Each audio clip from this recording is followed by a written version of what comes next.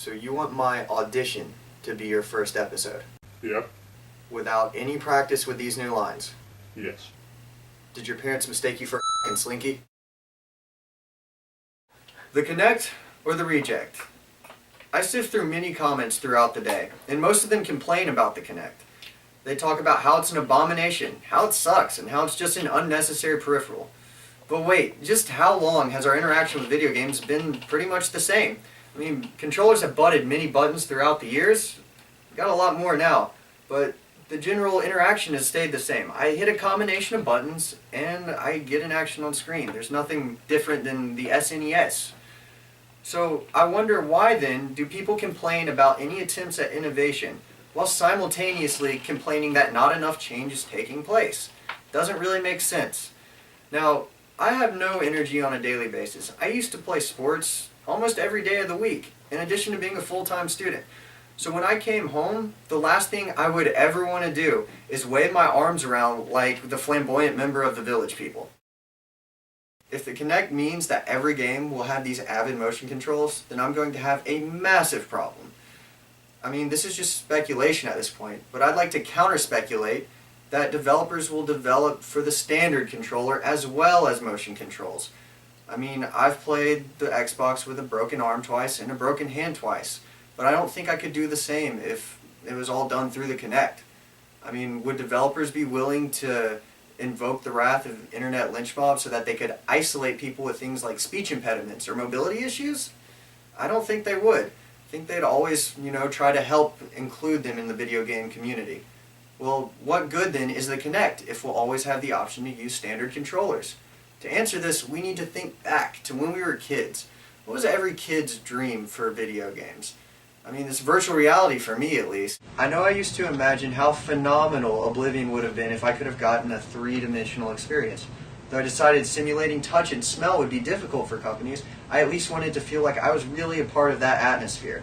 I wanted to feel like I could draw a bow and stealthily dispatch someone, or roam through alien ruins and zap people like Emperor Palpatine. The more immersed, minus death, the better for me. I believe I share that dream with a vast majority of gamers. But how do we achieve this level of immersion? Not with our current controllers. No, those are just a stepping stone, as are many of the products we'll be subject to in the future. But these stepping stones are necessary. I mean, the Kinect's a pretty logical stepping stone at that. I mean, think about it. The motion helps us feel like we're part of the game. And I grow giddy, yes, I said giddy, about thinking when developers grow past the initial learning curve and they'd make intuitive controls and combine the Kinect with something like, say, the Oculus Rift. That sounds like one hell of an experience. Now, despite the promise of new levels of immersion, I acknowledge that there's one very detrimental aspect to the Kinect, and that's competitive gaming and multiplayer gaming in general. When I play multiplayer gaming, I know that I have the same console as everyone else. I have the same controller as everyone else.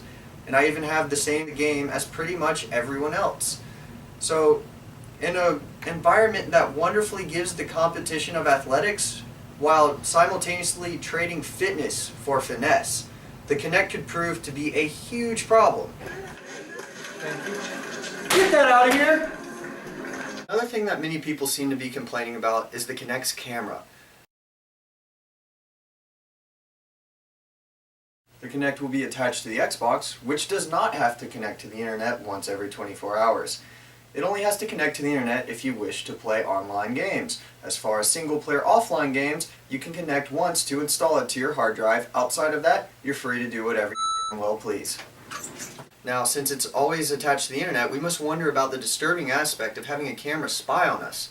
Now, I personally have tape over all of the cameras in my house. I'm not interesting, I don't think anyone wants to spy on me, but I do like to film myself in the shower like I'm part of the Truman Show.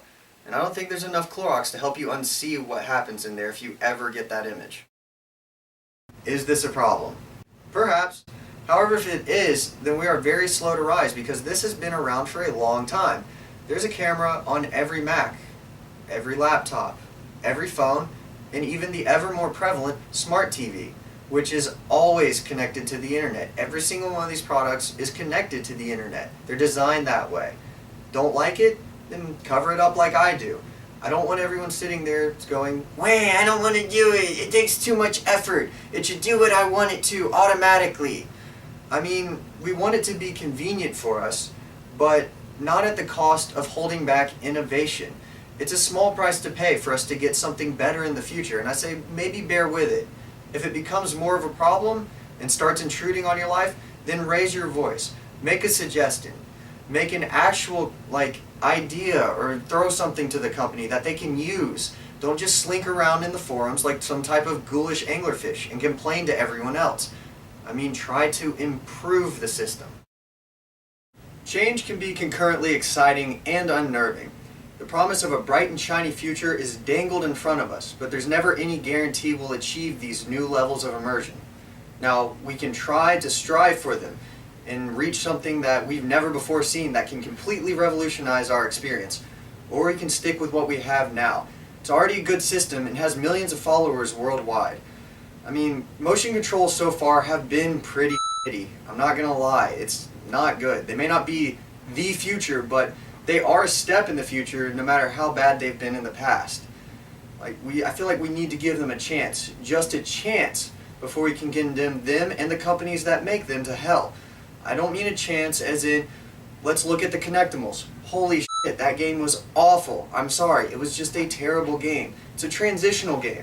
They're bad right now, but we need to wait until we can see what the heavy-hitting developers can do.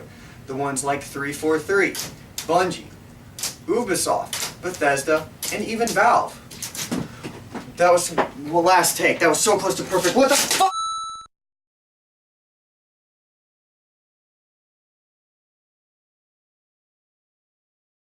So how was that?